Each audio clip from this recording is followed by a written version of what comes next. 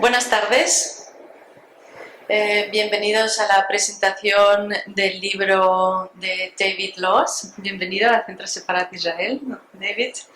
Es un honor recibirle aquí y para la presentación del libro que se titula Los huérfanos del Führer, publicado por Roca, editorial. David es periodista y escritor de varias novelas y recibió el Premio Literario Yeovil. Trabaja como editor, pero también tiene muchas otras profesiones y bueno, te escucharemos a continuación y vamos a tener una conversación sobre el libro recién publicado. Vamos a conversar en español con una traducción consecutiva.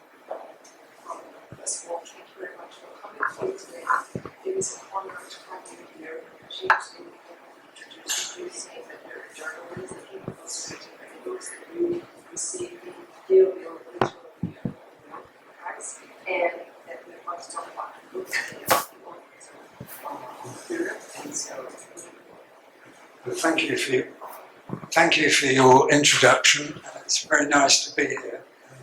Thank you for coming. Muchas gracias, es un placer para mí estar aquí. Es para mí un placer estar con ustedes y bueno, pues si les parece pasamos a la presentación ya. Ayer acabé de leer el libro, me ha gustado mucho y la verdad es que me ha gustado también mucho el lenguaje. Esta mañana cuando me desperté parecía que había visto una película.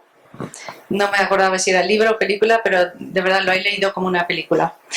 El libro trata de una parte de la historia que no es tan conocida en España. Trata de la historia de los Kindertransport, de los cuales vamos a hablar más tarde.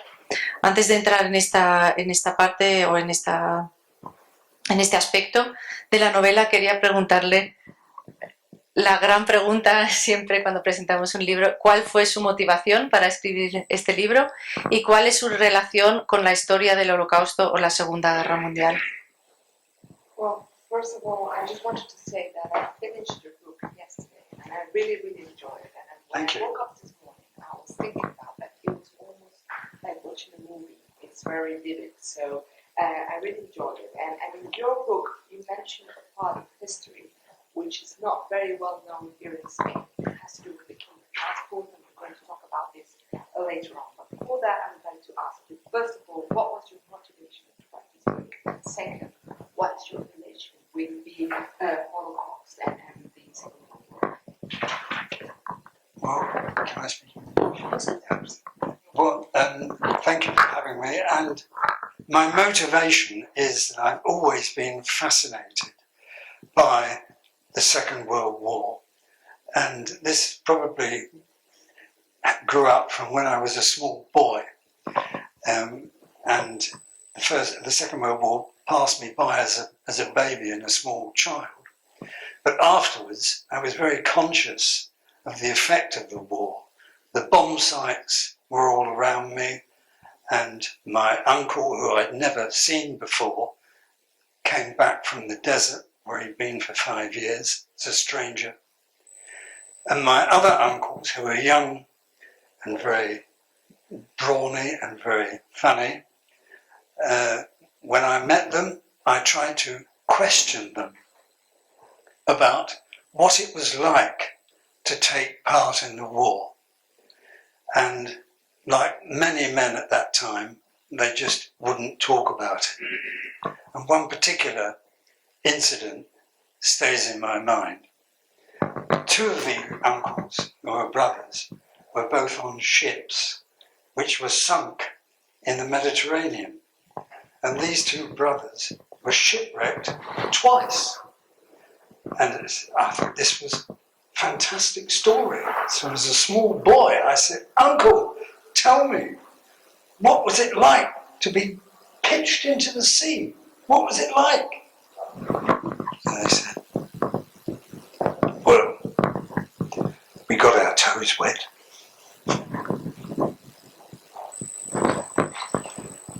Pues, en primer lugar, Muchísimas gracias por invitarme. A ver, lo que me ha llevado a mí a escribir el libro es que yo desde siempre me he sentido muy atraído y fascinado por todo lo que tenía que ver con la Segunda Guerra Mundial. Yo cuando estalló la Segunda Guerra Mundial pues era un bebé, pero luego ya como niño, cuando crecí, pues era algo que tenía muy, muy presente, ¿no?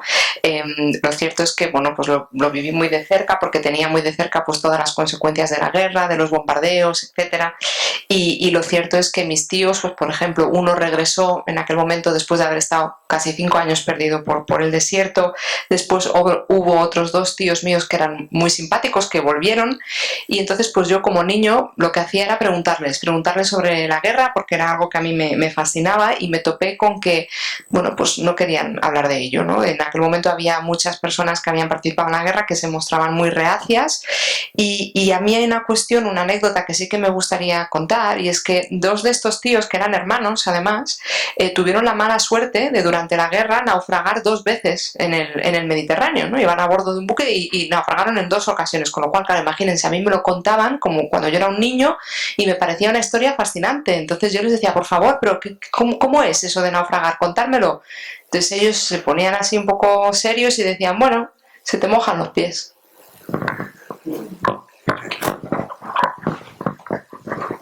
So this is your relation with the Second World War, about the Holocaust. What kind of memories do you have? Well, Perdón. Sí, bueno, ¿Cuál es el recuerdo? Eso es, con la Segunda Guerra Mundial, pero que el caso del Holocausto pues, tiene alguna relación más específica. it really started when I went to visit the city of Munich in Germany. And I found that Munich was a fantastic historical resource.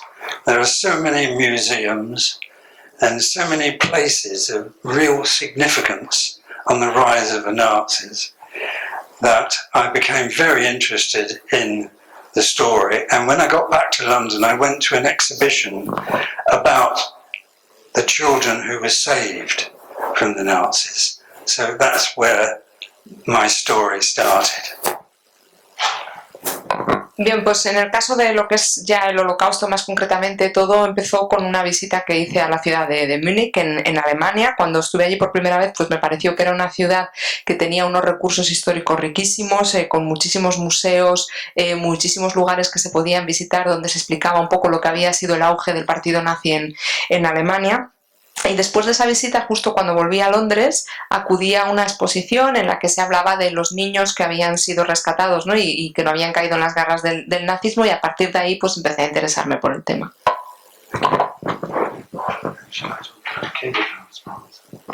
Sí, por favor, explíquenos lo que son los Kindertransport, que aquí en España no se conoce mucho. Yeah, well, the kinder transports are very important.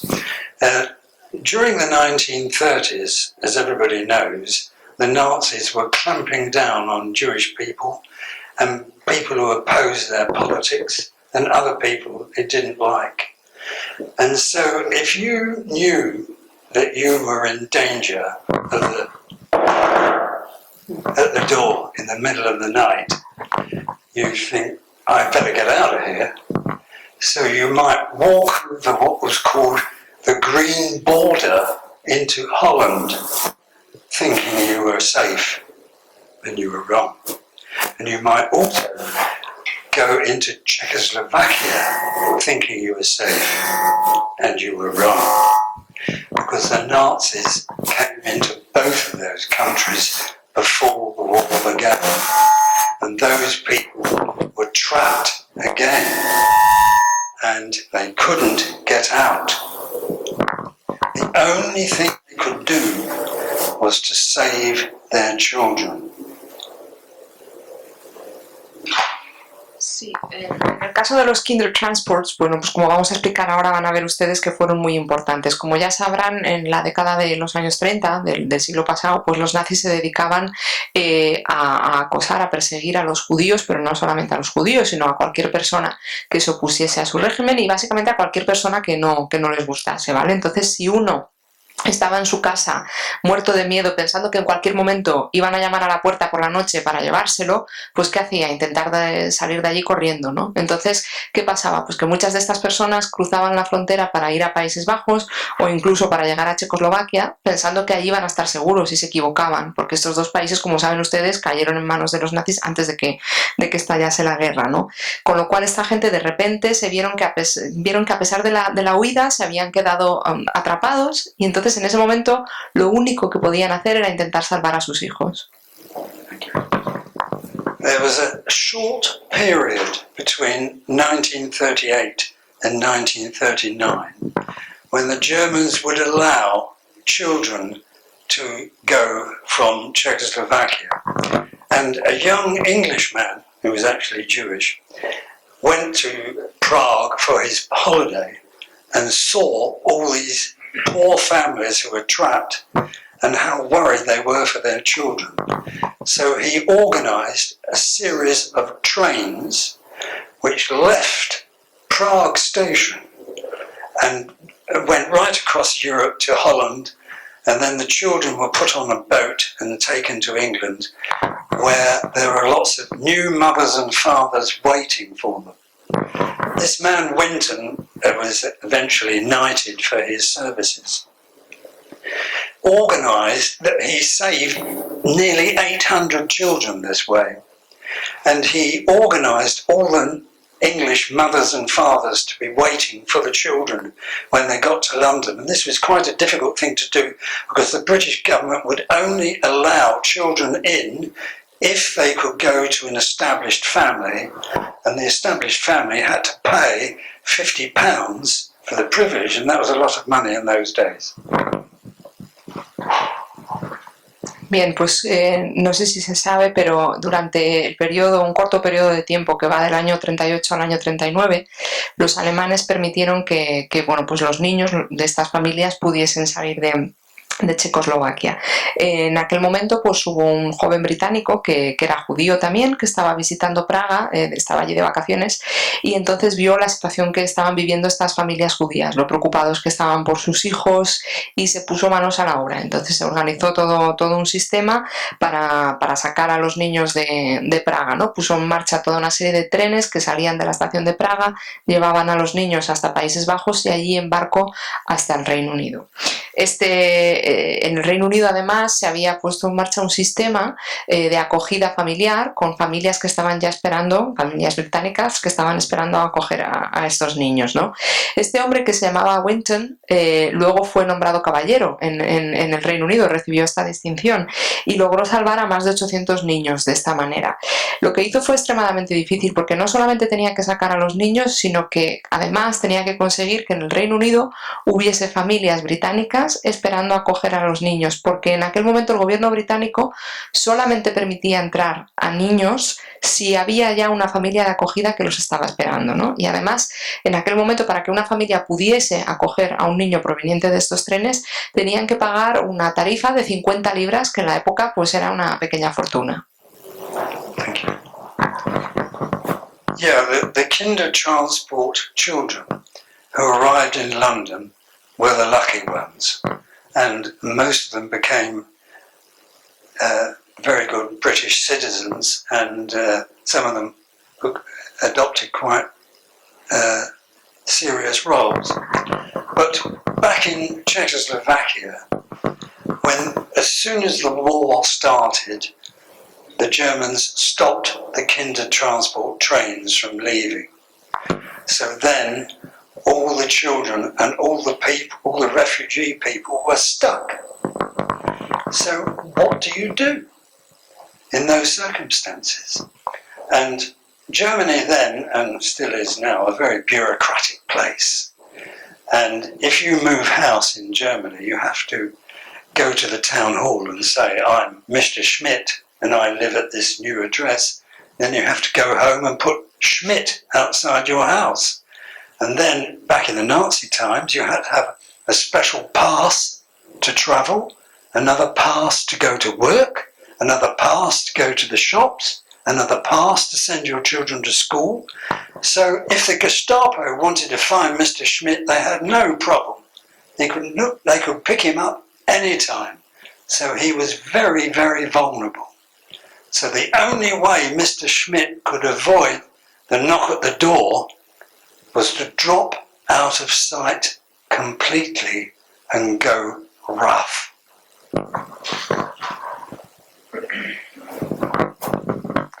Bien, pues al final los niños que venían en estos trenes, en los Kindertransport que se llamaban, y los que llegaron a Londres fueron los afortunados, ¿no? Muchos de ellos luego han sido ciudadanos británicos que han desempeñado un papel pues predominante en nuestra sociedad.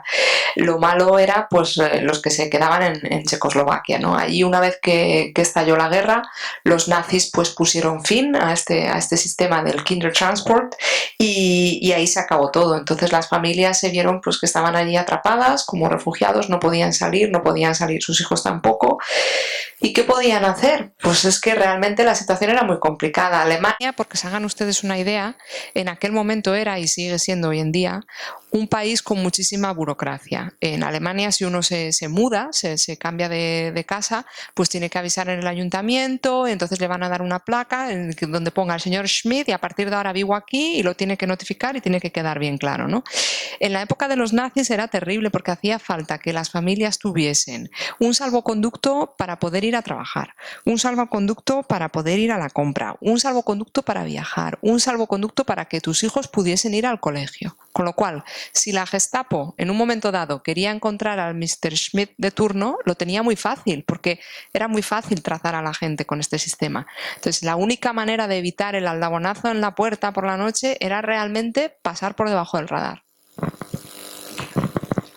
So I'd like to explain about living rough. You can't move to a house. You can't go to work.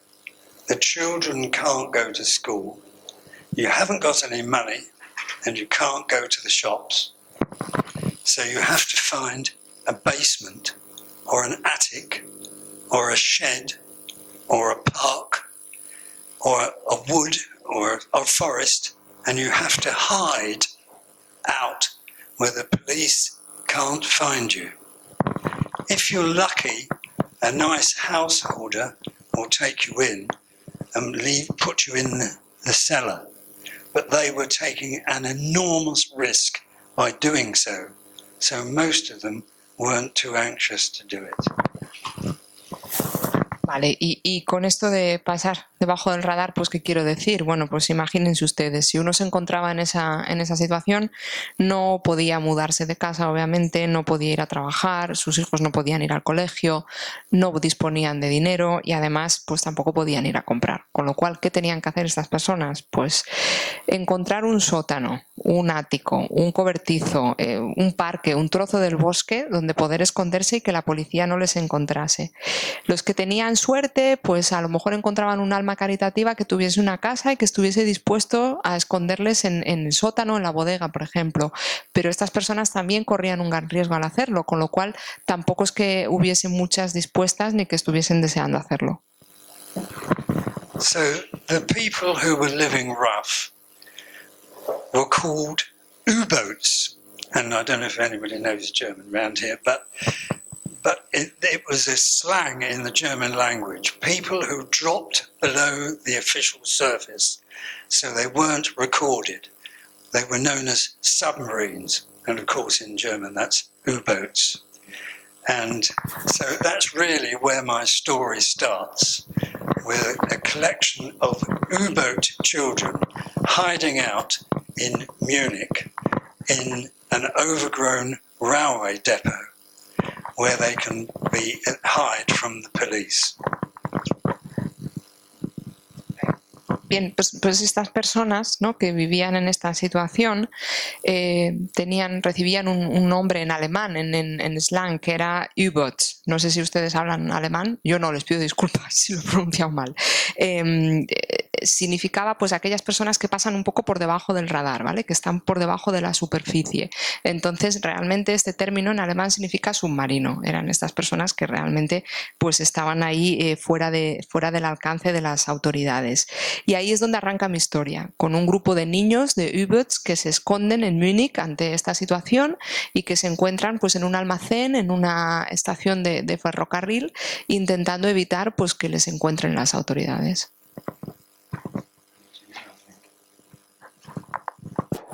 Bueno, los ejes de su historia son, por una parte, los niños, ¿no? Después los protagonistas, que son la señora Keller, la maestra, después el espía, que es Peter, y después todo, en realidad, lo que es el transporte, ¿no? Y ahí tenemos otra vez casi los Kindertransport. ¿Cómo se inspiró? ¿En qué se inspiró para los personajes de su libro? ¿Están inspirados en personas reales o de dónde sacó los personajes? In your story, the main axis for the story are the characters, which are obviously the children. Then we have Mrs. Keller, the teacher. Then we have the spy, Peter, and also the whole transportation network system. So I would like to ask you whether you have taken inspiration from real people in order to create these characters or not? Are they completely fictional? They're completely fictional, and I just pluck them out of my head, but they do the work of the story. And there are several other historical facts which bear on this. One is that Hitler, as well as being a very evil man, was more than slightly crazy. And he had lots of crazy ideas. And one was to rebuild the big cities in Germany, Berlin, Munich, erase the center of the city and build huge monumental buildings.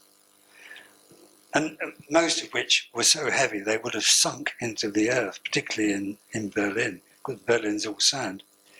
But his other crazy idea was to build a huge railway network that was twice the size of the Spanish railway network. The width of the rails would be double, and the carriages would be so high they would almost be as high as a normal house. And the railways going to stretch right across Europe and Asia, and it was going to travel at fantastic speeds. And of course, this was a military threat to the British. So they sent their spy or their commando out to try and destroy a key part of this system. Bien, no, los personajes son totalmente ficticios, ¿vale? Lo que pasa es que los utilizo un poco para enmarcar el relato y esta parte específica de la historia a la que hago referencia. Hay un hecho histórico que es el siguiente, o sea, Hitler, además de ser un desalmado, era una persona que estaba bastante loca, es decir, tenía ideas muy descabelladas, como por ejemplo tenía la idea de reconstruir las principales ciudades alemanas, echando por tierra todo el centro histórico de estas ciudades, cargárselo todo para luego construir unos edificios mastodónticos, monumentales, que además, tal y como los tenía planeados, se hubiesen venido abajo por su propio peso, sobre todo en Berlín, donde el suelo es básicamente arenoso. Y otra de las ideas que él tenía en mente era crear el mayor sistema ferroviario de todo el mundo, ¿no? O sea, tenía la idea de que en Alemania pues tenía que haber un sistema ferroviario que fuese el doble de todo el sistema ferroviario que había en España, iba a duplicar el ancho de vía, porque lo que quería era que los trenes transportasen unos vagones que fuesen grandes como una casa, que además se moviesen a una velocidad vertiginosa y que atravesasen Europa, Asia. Y entonces, por eso aparece en la historia el personaje del espía británico, porque el gobierno británico lo que quería era echar por tierra los planes de Hitler y el espía tenía la misión de desbaratar los planes de construir este sistema ferroviario. Thank you. So we have two characters who come together, two completely different people who are going to help these children. First is a German lady teacher who is teaching at a normal school, but in the evening she creeps into this overgrown depot and gives the children food, bandages, toys, encouragement. On the other hand, we have our spion, whose job is to blow up this factory. And when he finds that it's right next door to where the children are hiding, he says, "Oh my God, what am I going to do? Am I going to do my duty, or am I going to refuse orders and help the children instead?" And that's a big ask for a soldier. And so that's the soldier's dilemma. Entonces, bueno, pues en el libro aparecen dos personajes principales que son un poco los que van a ayudar a los niños, ¿no? Y son dos personajes que entre ellos son muy diferentes. Por un lado tenemos a la señora Keller, que es una profesora alemana que durante el día pues imparte clases en un colegio normal, y por las tardes lo que hace es que, bueno, pues se mete en este depósito donde están los niños, ¿no? De manera totalmente furtiva, y les lleva pues comida, les lleva juguetes, les lleva esperanza, a fin de cuentas. Y por el otro lado está el espía británico, que tiene la misión de, bueno, pues de que explote esta fábrica que está al lado del lugar en el que están viviendo los niños, y cuando descubre la situación de estos niños pues se le plantea un dilema, porque no sabe qué hacer, no sabe si cumplir con su deber como soldado y entonces reventar la fábrica, o si tener en cuenta la situación de estos niños, ¿no? Entonces no cumplir las órdenes para ayudarles. So that's where the historical fact of the railway comes in. The railway was minutely planned in great detail. The German railways didn't want to do it, but they had to, because you don't say no to Hitler. And they drew up exact plans. And I have a book here, and people can look at it afterwards. It's in English, but there's lots of nice photographs showing just how enormous these trains were going to be. So it was a military target, but it might also just be a way of getting the children out of Germany, possibly. So I'm not going to say any more than that. Bien, y entonces, aparte de los personajes, ahora entra en liza todo lo que es este hecho histórico de la idea que tenía Hitler de construir un sistema ferroviario descomunal. ¿Qué pasa? Que ni siquiera los propios alemanes, los que estaban construyendo este sistema ferroviario, querían hacerlo, porque ya veían que era una idea descabellada, pero claro, a ver quién le dice que no al Hitler. Entonces, bueno, yo tengo aquí un libro que es muy, muy interesante, si quieren luego pueden echar un vistazo, está en inglés, pero hay fotografías bastante reveladoras sobre la idea que tenía él en mente, el tipo de tren que quería construir, y bueno, en la historia se presenta por un lado como un objetivo militar muy claro, y por otro como una posible vía de escape para estos niños, pero no les voy a decir más porque no les quiero destripar el libro.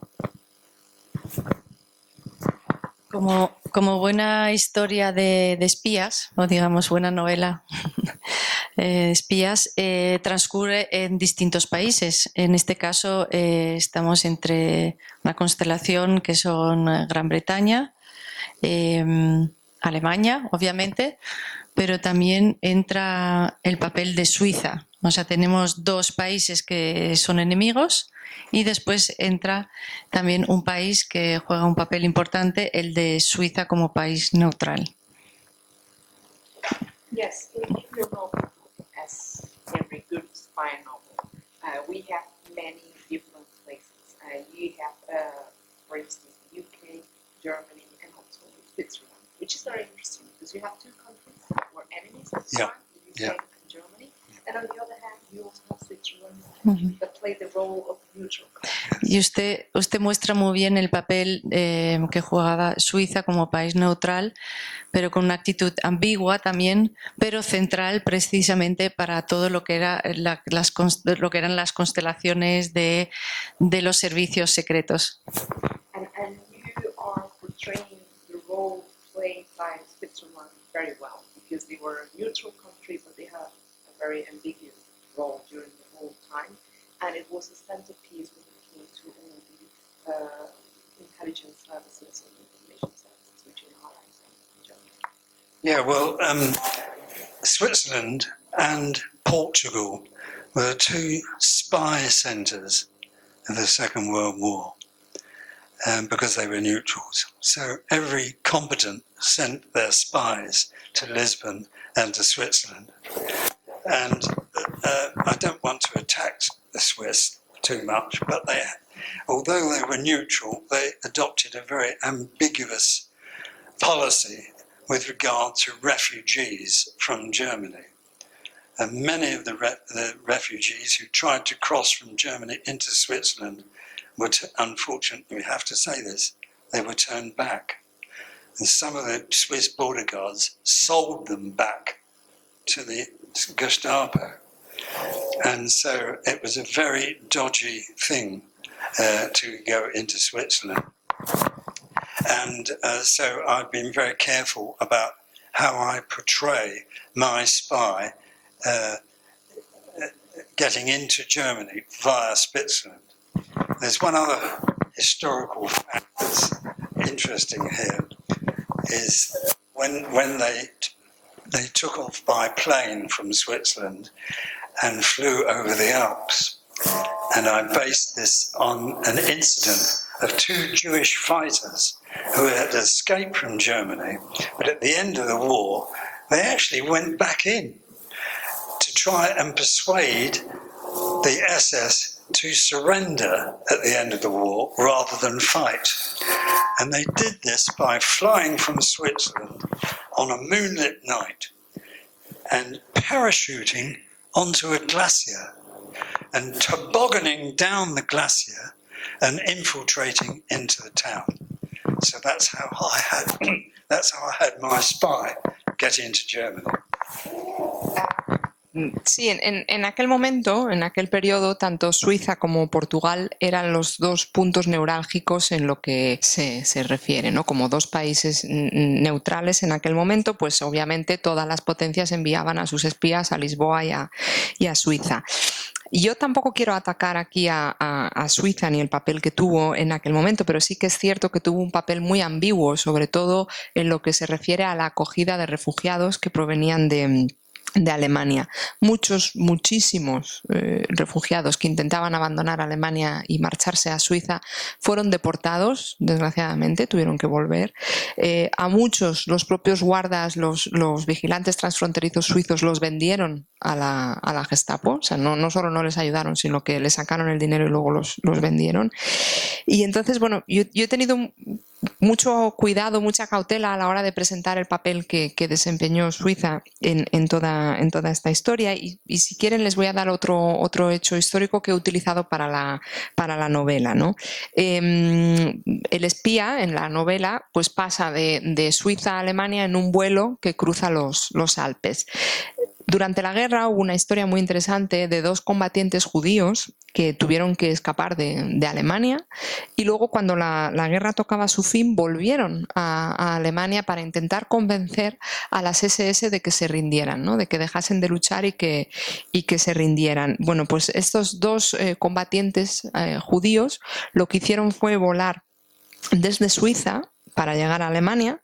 Los lanzaron en paracaídas y allí se lanzaron en tobogán por un glacial y llegaron a la ciudad a la que tenían que llegar. Y esa es la historia que he utilizado yo para, pues, cómo el espía se infiltra en Alemania en la novela. I would just add to that I actually went to the mountain, but I didn't parachute onto it. I actually took the easy way up and went on the cable car, but I did walk down.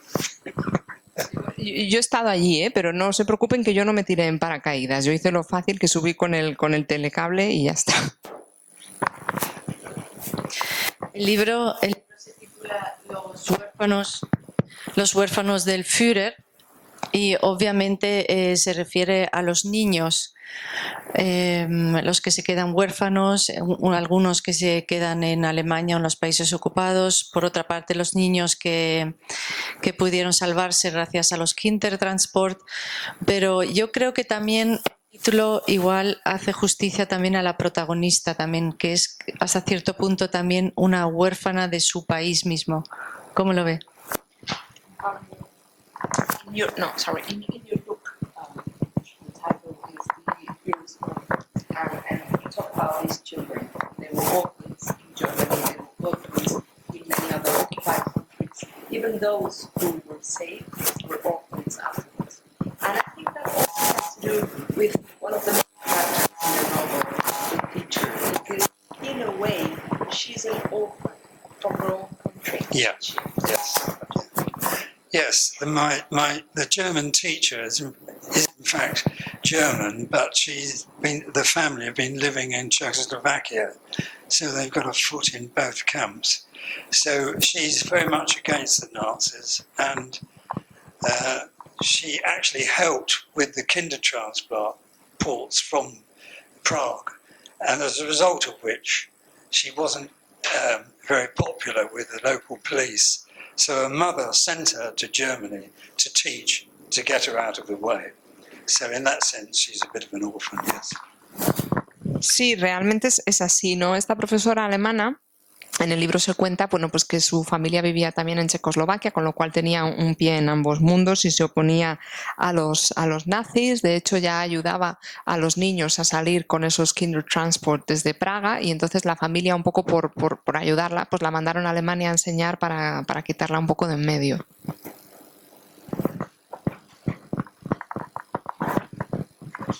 Bueno, pues ya a lo mejor como pregunta final quería hablar sobre el balance ese de la ficción, lo que es la ficción y la realidad.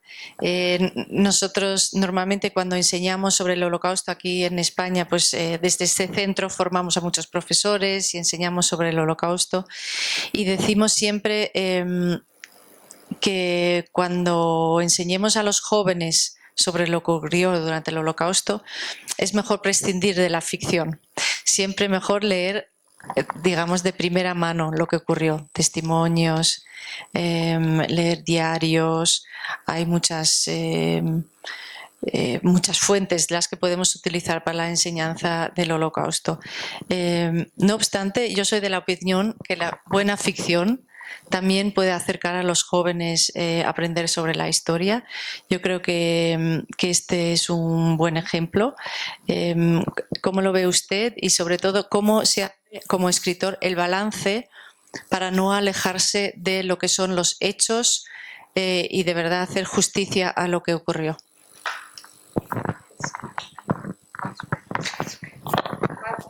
My final question would be the following. It's difficult to strike a balance between fiction and reality. And here at this center, where we teach about the Holocaust, because we train many teachers here, and we specifically tell them that when you're trying to tell young people about the Holocaust, it's very good to mention real sources, for them to go and check interviews, diaries of real people. But I believe that when we have a good fiction book such as this one, it can also be very useful in trying to teach our young generations about this part of our history. And I think your book is a very good example of that. And I would like to ask you, what do you think, how are you able to strike a balance when it comes to mixing fiction with reality? Yes, well, I agree with all that. And as a writer, I make sure that my factual background is absolutely as right as I can get it. And then I create characters who I think are right for that period. And I read a lot, obviously, and I know a lot about the attitudes of that time. So I can put the words into my characters' mouths that are true to that period. And yes, I mustn't change history. The history must be absolutely right. But I use my fiction to bring it alive and make it not only a good lesson, but also very interesting. Sí, estoy totalmente de acuerdo con usted. Para mí lo más importante, en primer lugar, es que todos los hechos históricos, todo lo que es el contexto histórico de mis novelas, tiene que ser exacto, tiene que ser real. Investigo muchísimo al respecto y luego lo que hago es que me imagino a los personajes que quiero poner en la novela. Tienen que ser personajes que obviamente encajen con el tiempo histórico que estamos describiendo. Leo muchísimo, me informo muchísimo sobre las actitudes de las personas durante aquellas épocas para luego pues realmente poner en boca de mis personajes lo que pienso que seguramente dirían pues personas de ese estilo en la historia. Obviamente yo no puedo cambiar la historia, no tengo que cambiar la historia, o sea, los hechos históricos tienen que ser exactos, tienen que ser los que son, pero lo que sí que creo es que es importante utilizar la ficción para hacer que estas historias sean vivas y que estén presentes y sean no solamente una buena lección de lo que ha sido el pasado, sino que además sean interesantes. Muy bien, muchas gracias, David, por presentar este libro, por escribir este libro. Yo creo que desde luego la ficción sirve también para despertar el interés y para después documentarse más sobre la historia. Y yo creo que precisamente la historia de los Kindertransportes es una parte del Holocausto que aquí conocemos poco y yo espero que mucha gente se interese por ello. No sé si... Bueno, Well, thank you very much, David. First of all, for writing this very interesting book. Also for coming here today to present this book to us. And I believe fiction is a very useful way to make all these issues interesting, especially for the younger generations. And I think with your book, you touch upon a very specific period of time, which has to do with kinder transport, and we don't really know about it in Spain. So I believe this is going to be very important. muy bien. No sé si hay preguntas del público. Probablemente todavía no han leído el libro. Sí. Pero a lo mejor alguien quiere hacer una pregunta.